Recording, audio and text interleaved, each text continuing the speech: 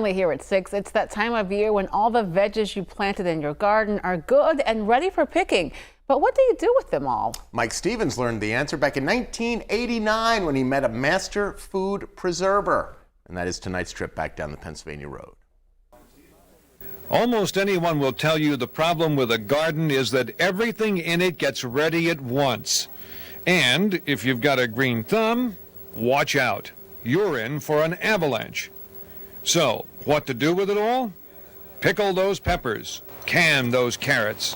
I do some, yes. My mother does a heck of a lot more than I do, of course. Carol Ann Sosik knows enough about canning to be called a master food preserver by the Penn State Cooperative Extension. She was showing folks at the Canning Nutrition Center in Nanticoke what to do with all that stuff that comes out of the garden.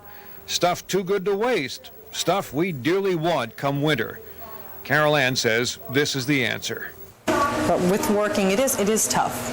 But if you like your product from your garden, it's well worth it. It really is. And these are all ready to go.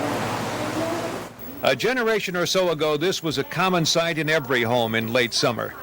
At some homes, you could smell the pickling spice out on the street as you walked by. But there isn't a lot of time these days for this sort of thing, hardly any time at all to stand around and watch a pressure cooker work. Yet Carol Ann says she's managed to find the time and enjoys what she does, putting up the garden's harvest for use when the snow is deep and the wind is bitter. I did it. I'm doing this. I'm not buying from the store. There's no label on there that says someone else did this. I'm doing it, and I know what's inside that. So cheer up, those of you caught in the flow of produce from your backyard or tempted by the tantalizing layout at a farmer's stand. There is a way to hang on to all that produce for use come winter. Take it from a master food preserver. It's worth the time. I love it. I do like it. It's a lot of fun.